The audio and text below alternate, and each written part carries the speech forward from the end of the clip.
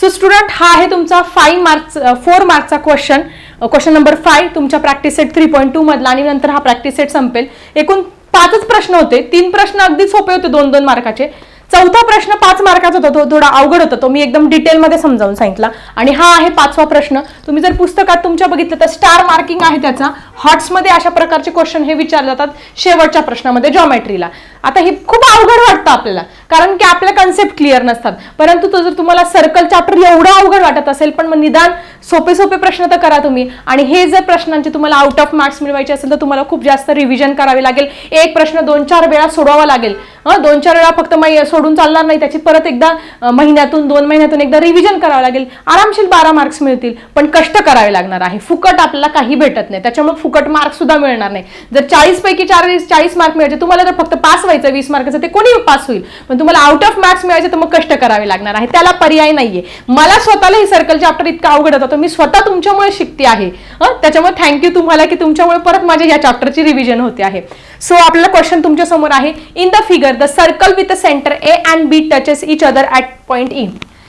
एक सर्कल आहे त्याचं सेंटर ए आहे, दुसरा सर्कल आहे त्याचं सेंटर बी आहे आणि ते एकमेकांना ई ह्या पॉइंटमध्ये टच करतात. आता ई या पॉइंटमध्ये टच करतात त्याचा अर्थ ते these 2 पॉइंट्स आर कोलिनियर. ते काय आहे? एकमेकांचे कोलिनियर पॉइंट्स आहे, हे तर आपल्याला समजलं. एका सरळ रेषेमध्ये आहे A dash B dash B, A dash E dash B म्हणजे काय? ते आहे कोलिनियर पॉइंट्स आहेत. Line L is common tangent which touches the circle at C आहे. आता ही काय आहे? तुमची कॉमन टँजंट एल दिलेली आहे. कॉमन टँजंट काय दिलेली आहे? एल दिलेली आहे, की जी या दोन्ही सर्कलला, एका सर्कलला सी पॉइंटमध्ये आणि एका सर्कलला डी पॉइंटमध्ये टच होत आहे. Find the length of segment C D. ही जी सी डी आहे याची इथपासून ते इथपर्यंत लेंथ किती आहे ती आपल्याला इथे फाइंड करायची आहे. If the radii of the circle are 4 centimetre and 6 centimetre. आता आपल्याला ऑब्विसली कळणार आहे, एक जो सर्कल आहे त्याची छोट्याची 4 सेंटीमीटर असणार आहे आणि मोठ्याची काय असणार आहे? तुमच्या 6 सेंटीमीटर असणार आहे. मग आता ह्या केसमध्ये आपल्याला कन्स्ट्रक्शन करावं लागणार आहे आणि कन्स्ट्रक्शन करून मग इथे एक्झाम्पल सॉल्व्ह करावं लागणार आहे. आता जेव्हा 2 सर्कल एकमेकांना टच करत असतील, 2 सर्कल एकमेकांना टच करत असेल, त्यांच्यामध्ये कॉमन टँजंट किती असू शकतात? ही एक त्यांची बघा इथून जाणारी काय असते? ही एक कॉमन टँजंट असते. आणि जर इथे हे जर ह्या असतील एकमेकांना, ह्या एकमेकांना टच, म्हणजे अशा कॉमन टँजंट. म्हणजे तुम्हाला हा MCQs मध्ये पण क्वेश्चन विचारला जाऊ शकतो की how many common tangents we can draw when 2 circle touches each other externally. एकमेकांना एक्सटर्नली टच करणाऱ्या सर्कल मधून किती टँजंट जातील? तर ही एक कॉमन टँजंट आणि ह्या 2 कॉमन टँजंट जाणार आहे. अशा एकूण 3 टँजंट्स काढू शकतो. किती? 3 टँजंट्स. हे खूप महत्वाचं आहे. आणि जर ते सर्कल एकमेकांना इंटरनली टच असतील, एकमेकांना इंटरनली टच करत असतील तर किती कॉमन टँजंट असतात? मग अशा वेळेस आपण काय करू शकतो? एक आणि एकच कॉमन टँजंट इथे ड्रॉ करू शकतो. याची अशी वगैरे नाही करू शकत. म्हणजे लक्षात ठेवा, हा तुमचा जनरल नॉलेजचा क्वेश्चन आहे की how many tangents we can draw when 2 circle touches each other externally. Common tangent these are the 3 tangent. And how many tangents we can draw when 2 circles touches each other internally असेल तर काय करणार? चला comment section मधल्या. Internally असेल तर ते आपण एकच टँजंट काढू शकतो, एक्सटर्नली असेल तर 3 टँजंट हे आपण काढू शकतो. मग त्यांची एक कॉमन टँजंट एल दिलेली आहे, ती सी आणि डी मध्ये त्या सर्कलला काय करते? टच करते. पुढे त्यांच्या रेडियस दिलेल्या आहे. मग आता ह्या इथे आपल्याला काय करावं लागणार आहे? सोल्युशनसाठी पहिले गिवन, कन्स्ट्रक्शन ह्या सगळ्या गोष्टी आपल्याला कराव्या लागणार आहे. मग सगळ्यात महत्वाचं आपण काय करूया? सगळ्यात पहिले कन्स्ट्रक्शन करून घेऊया. कन्स्ट्रक्शन करण्यासाठी आपण काय करणार आहोत? ही त्याची रेडियस आहे, ही कन्स्ट्रक्ट केली. पहिले काय केलं? हे आणि हे जॉईन केलं. आता हे तिघही पॉइंट काय आहे? तुमचे कोलिनियर आहे, त्याच्यामुळे हे पॉइंट अशा पद्धतीने काढून घेतले. मग आता बघा, अजून एक कन्स्ट्रक्शन बाकी आहे. पहिले हे आणि हे तर जोडलंच, त्यानंतर अजून एक कन्स्ट्रक्शन आपल्याला अशा पद्धतीने करावं लागणार आहे. ह्या लाईनवरती एक परपेंडिक्युलर इथे ड्रॉ करावा लागणार आहे. हे आपलं कन्स्ट्रक्शन आहे. हे प्रत्येक ठिकाणी आपल्याला काय करायचं आहे? हे कन्स्ट्रक्शन इथे करायचं आहे. ठीक आहे. मग आता सगळ्यात पहिले स्टेप बाय स्टेप जाऊया. पहिले काय करूया? गिवन लिहूया. फाइंड काय करा? टू फाइंड काय फाइंड करायचंय? कन्स्ट्रक्शन काय आहे ते फटाफट लिहून घेऊया. सिंपल, साधा आणि सोपं. ठीक आहे. सगळ्यात पहिली आपण 4 मार्कचा क्वेश्चन आहे, त्याच्यामध्ये काय करत असतो, गिवन लिहित असतो. आता गिवन मध्ये काय लिहिणार आहात, the circle with centre A, circle with centre B are the and L is its common tangent and the circle having radius 4 centimetre and 6 centimetre. आता रॅडियस दिलेला आहे, मग ही 4 सेंटीमीटर आहे, म्हणून आता सर्कलच्या सगळ्या रॅडियस सेम असतात, म्हणून ही 4 सेंटीमीटर आहे, म्हणून ही पण 4 सेंटीमीटर. या सर्कलची रॅडियस 6 दिलेली आहे, ही 6 सेंटीमीटर, म्हणून ही पण तुमची काय असणार आहे, 6 सेंटीमीटर असणार. 4 मार्काचा क्वेश्चन आहे, त्याच्यामुळे हे सगळं आपल्याला लिहून घेणं खूप गरजेचं आहे. गिवन तर आपण पाहूनच लिहिणार आहोत. काय करणार आहोत, the circles with centre A and centre B touches each other at point E. A centre असलेला आणि बी सेंटर असलेला सर्कल एकमेकांना ई या पॉईंटमध्ये टच करतात, हे आपण वाक्य लिहून घेतलं. त्यानंतर line L is a common tangent, common tangent आहे. त्यानंतर त्यांचे रॅडियस दिले, तुम्हाला सांगितलं मोठ्या सर्कलची रॅडियस आपण R1 मानतो, छोट्या सर्कलची R2 मानत असतो, म्हणून याची रॅडियस आपण R1 मानली, याची रॅडियस काय केली आपण R2 मानलेली आहे. सो 6 सेंटीमीटर आणि 4 सेंटीमीटर ही अशा पद्धतीने लिहून घेतली, ही आपण गिवन मध्ये लिहिलेलं आहे. सिस्टमॅटिक जाणार आहोत. 2 सर्कल आहे, एकाची रॅडियस ए आहे, एकाचं सेंटर बी आहे, त्याच्यानंतर ते एकमेकांना ई या पॉईंटमध्ये टच करतात, ते लिहिलं.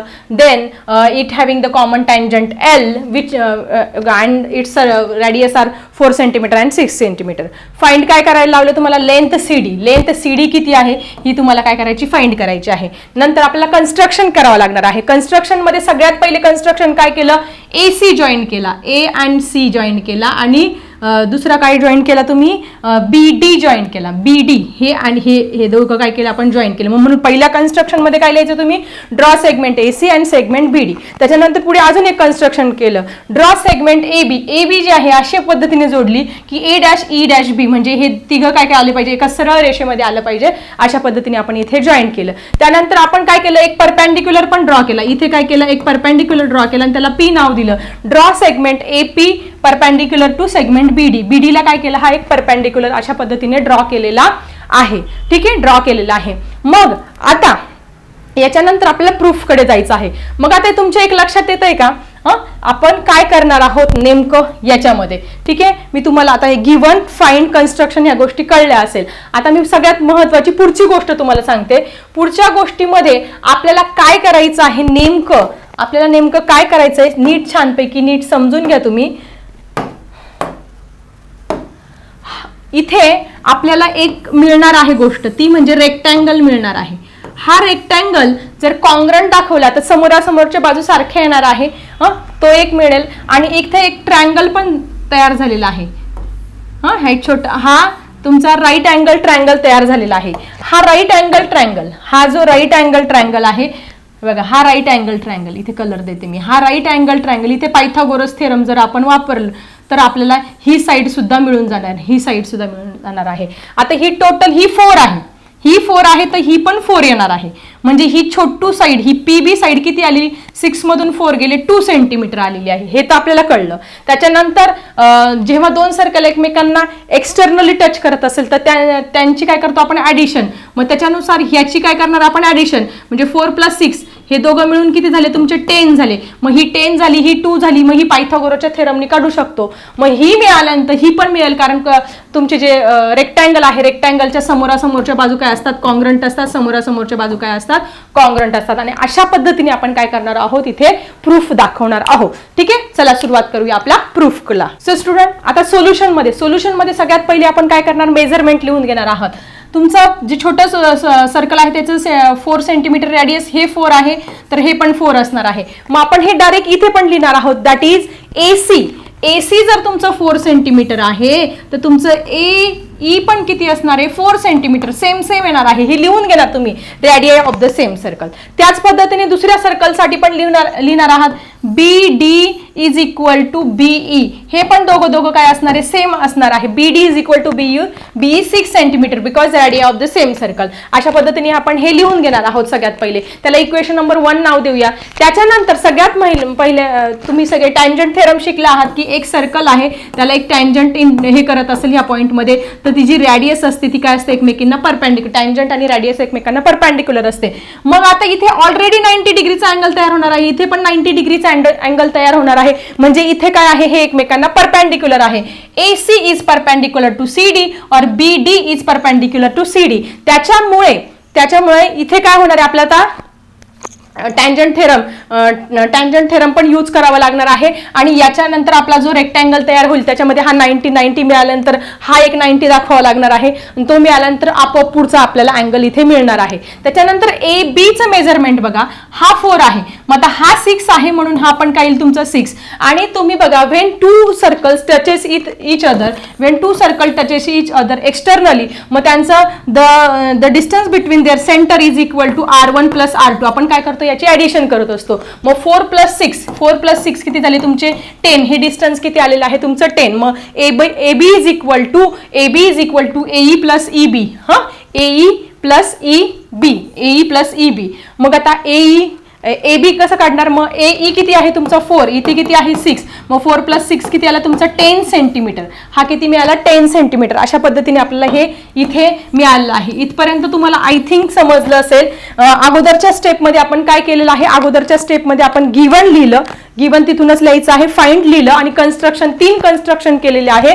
सगळ्यात पहिले हे आणि हे जॉईन केलं, त्याच्यानंतर हे AEB हे तिघं कोलिनियर दाखवले, त्याच्यानंतर याच्यापासून इथे परपेंडिक्युलर ड्रॉ केला. अशा पद्धतीने 3 कन्स्ट्रक्शन दाखवले. त्याच्यानंतर आपण सोल्युशनमध्ये सगळ्यात पहिले या सगळ्या सेम रॅडियाई वगैरे 4 दाखवून घेतल्या, 6 नंतर याची ऍडिशन करून हे 10 दाखवून घेतलं आणि त्याला इक्वेशन नंबर 2 नाव दिलेलं आहे. आता आपण बघणार आहोत पुढचं सगळ्यात महत्त्वाचे, आपल्याला हा काय करायचा आहे, रेक्टँगल इथे दाखवायचा आहे. रेक्टँगल दाखवल्यानंतर समोरासमोरच्या बाजू सारख्या असतात आपल्याला हे माहिती आहे आणि आपल्याला आपला आन्सर हे फटाफट मिळणार आहे. Let's see. इथपर्यंत आलं, ही पहिली स्टेप होती, सगळं सेम दाखवून घ्यायचं. सेकंड स्टेप मध्ये आपण कोण कशाला काय काय परपेंडिक्युलर काढलेले बघा. सेगमेंट AC दिसते तुम्हाला, AC is perpendicular to this tangent CD. Then BD is perpendicular to tangent CD. Tangent segment theorem, tangent theorem नुसार ते काय झाले 90 डिग्री झाले. देन अजून काय काढलं होतं आपण, AP is perpendicular to BD. Construction मध्ये आपण हे दाखवलं होतं. मग आता आपल्याकडे एक क्वाड्रिलॅटरल किंवा रेक्टँगल तयार झालेला आहे. आपल्याकडे काय झालं आहे, एक रेक्टँगल तयार झालेला आहे. हा रेक्टँगल नीट लक्ष द्या, तुम्ही नीट लक्ष द्या. हा रेक्टँगल सगळ्यांनी छानपैकी समजून घ्या. हा इथे रेक्टँगल तयार झालेला आहे, दिसतोय तुम्हाला. हा काय तयार झालेला आहे, रेक्टँगल तयार झालेला आहे.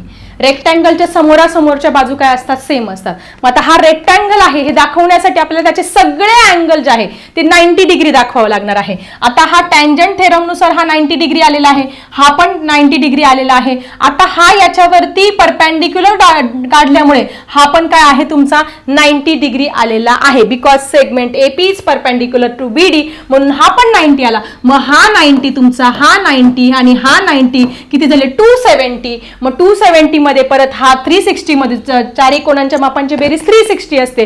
360 मधून जर 90 मायनस केले तर हा पण ऑब्विसली आपल्याला किती मिळणार आहे, 90 मिळणार आहे. आणि 90 मिळाल्यानंतर ही 4 सेंटीमीटर आली तर ही पण 4 सेंटीमीटर आणि जेवढी ही बाजू येईल तेवढीच ती बाजू येणार आहे. ठीक आहे. मग आपल्याला एक क्वाड्रिलॅटरल मिळालेला आहे. क्वाड्रिलॅटरल मध्ये आपण म्हणू शकतो angle ACD is equal to 90 degree. त्याच्यानंतर अँगल PDC, अँगल किंवा BDC कुठलाही म्हटलं तरी चालणार आहे. Angle PDC is equal to 90 degree. हे तर आपल्याला ऑलरेडी कशाने, टँजंट थेरमनुसार आपण म्हणू शकतो. Angle APD is also 90 degree. हे आपण कन्स्ट्रक्शननी म्हणू शकतो कारण इथे कन्स्ट्रक्शन दिलेलं आहे. हे बाय टँजंट थेरम म्हणू शकतो. प्रत्येकाकडे आपल्याकडे रिझन आहे. देअरफॉर रिमेनिंग अँगल कसं येणार आहे तुमचा, remaining angle is also 90 degree. Remaining angle उरलेला किती येईल मग तुमचा 90 प्लस 90 270 आपण 360 मधून मायनस केल्यानंतर आपल्याला हा अँगल इथे मिळणार आहे. मग रिमेनिंग अँगल डायरेक्ट लिहू शकतात किंवा तुम्ही स्टेप पण इथे करू शकतात. आपण डायरेक्टली लिहूया. अँगल कुठला मग CAP. Angle CAP is 90 degree. का, त्याचं रिझन पण आपल्याला लिहायचं आहे. दॅट इज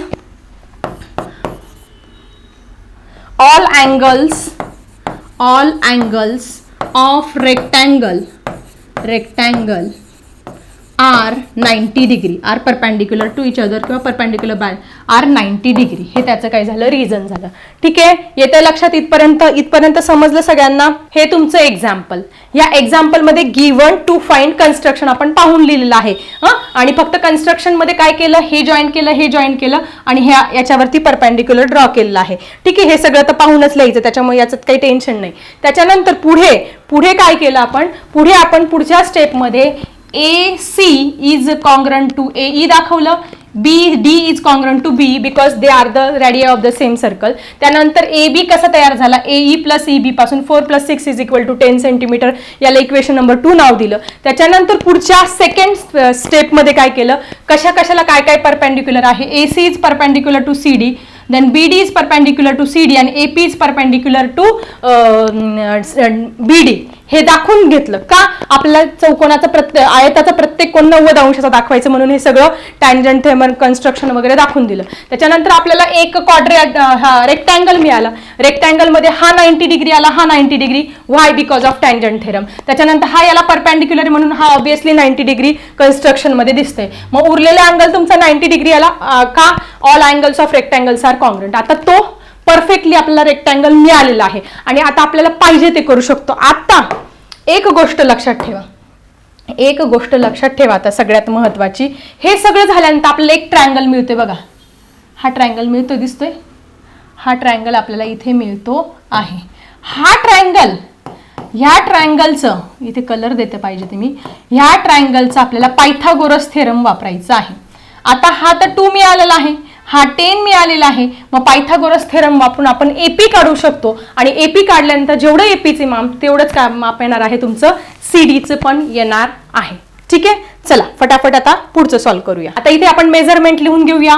4 आहे, त्याच्यानंतर हा टोटल 6, हा 2 आहे, हा 4 आहे, हा टोटल जो आहे हा 6, हा टोटल किती आहे 6 आलेला आहे. आणि आता आपल्याला हा हे जे आहे वेगळा कलर दाखवते.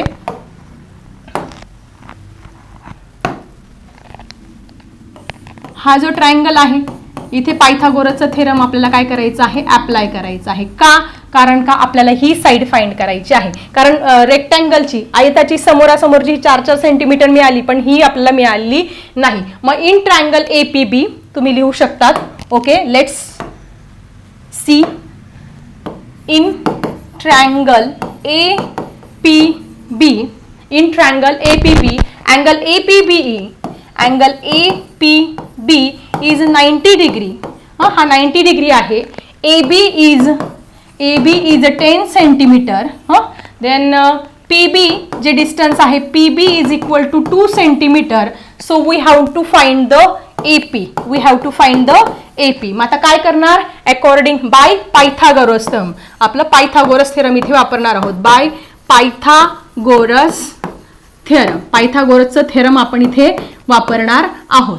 ठीक आहे, मग पायथागोरसचं थेरम आपल्याला काय सांगतं, hypotenuse square is equal to base square plus height square. Hypotenuse काय आहे तुमचा AP. Okay, AP square, no, hypotenuse म्हणजे 90 अंशासमोरची बाजू म्हणजे AB स्क्वेअर येणार आहे. AB स्क्वेअर, गडबड करू नका, हायपोटेनस स्क्वेअर म्हणजे 90 अंश हा आहे, मग याच्या समोरची बाजू हा येणार आहे. AB square is equal to PB square plus AP square. ठीक आहे, आता व्हॅल्यू टाकूया. AB स्क्वेअर म्हणजे 10चा स्क्वेअर येणार आहे तुमचा इथे, PB स्क्वेअर म्हणजे 2चा स्क्वेअर आणि AP स्क्वेअर आपल्याला फाइंड करायचा आहे. मग 10चा स्क्वेअर किती आला 100, 2चा स्क्वेअर किती आला 4 प्लस AP स्क्वेअर. ठीक आहे, मग 100 हा प्लस 4 आहे, इकडे जाताना -4 केला is equal to AP square. मग 100 मधून 4 गेले, 100 मधून 4 गेले, किती उरले तुमचे 96 is equal to AP square.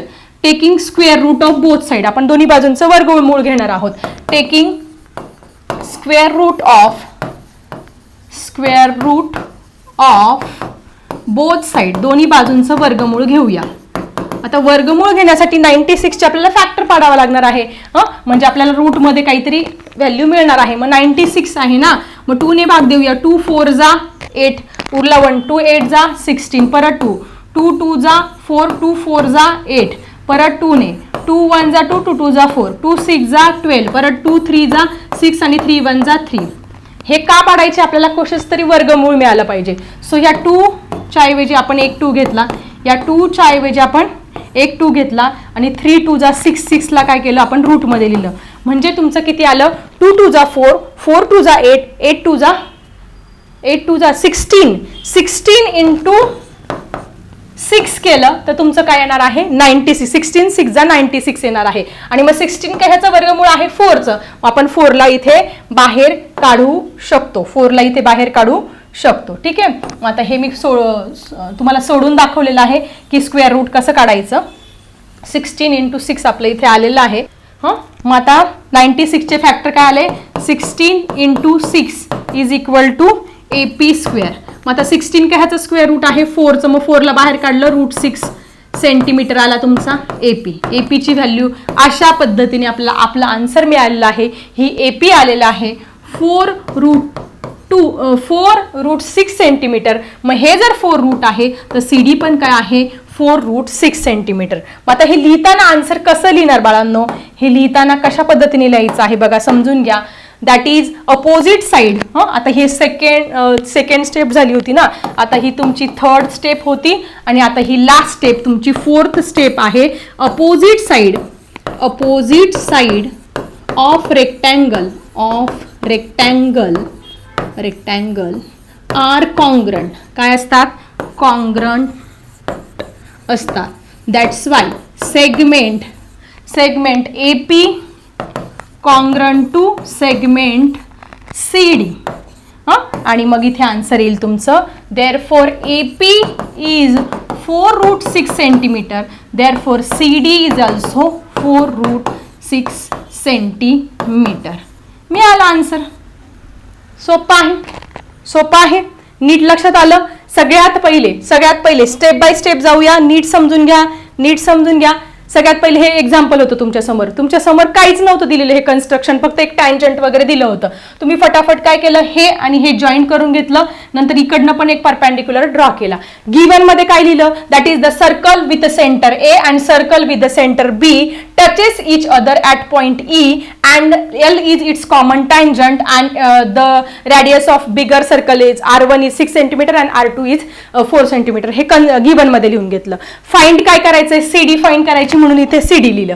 Construction मध्ये काय केलं joint AC and joint BD. नंतर दुसऱ्या कन्स्ट्रक्शन मध्ये काय केलं joint AB like that A dash E dash B म्हणजे दे आर कोलिनियर पॉइंट झालं. तिसऱ्या कन्स्ट्रक्शन मध्ये काय केलं draw segment AP perpendicular to BD हे केलं.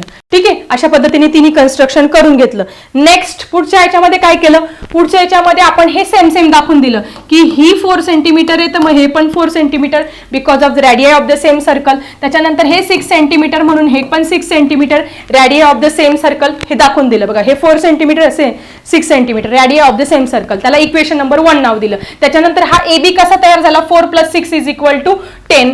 हे पण दाखवून दिलं 10 सेंटीमीटर.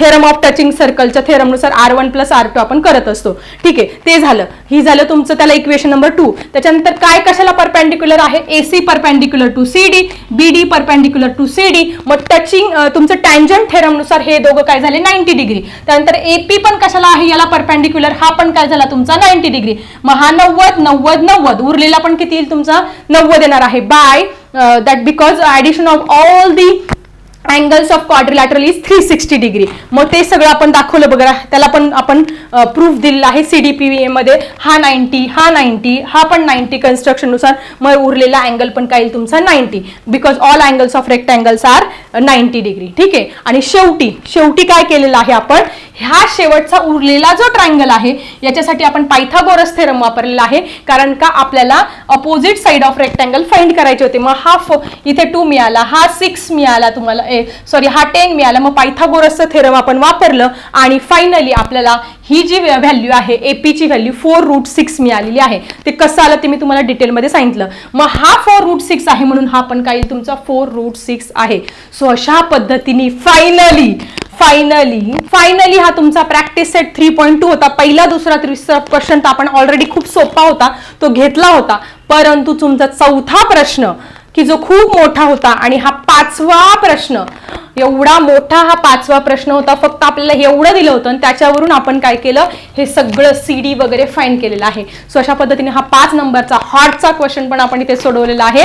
आय थिंक तुम्ही या 4थ्या आणि 5व्या प्रश्नाची जर प्रॅक्टिस केली तर सर्कलचे 3.2 पर्यंत कुठेही मार्क जाणार नाही असं मला वाटतं. तर प्रॉमिस करा 3.1 आणि 3.2 ची वारंवार प्रॅक्टिस करा. 3.1 तर खूपच सोपा आहे. 3.2 चे फक्त 4था आणि 5वा प्रश्न आहे, तो तुम्हाला रिपीट करावा, कारण हा प्रश्न 5 मार्काला आणि हा 4 मार्क्सला पेपरला विचारला जाऊ शकतो हॉट्स मध्ये. ठीक आहे, 40 पैकी 40 मार्क मिळवणाऱ्यांसाठी प्रॅक्टिस सांगते मी. बाकीच्यांनी 20 मार्क 30 मार्क ज्यांना मिळवायचे असेल त्यांनी नाही केले तरी चालेल, त्यांनी दुसरा एखादा लेसन जो आहे तो व्यवस्थित करा.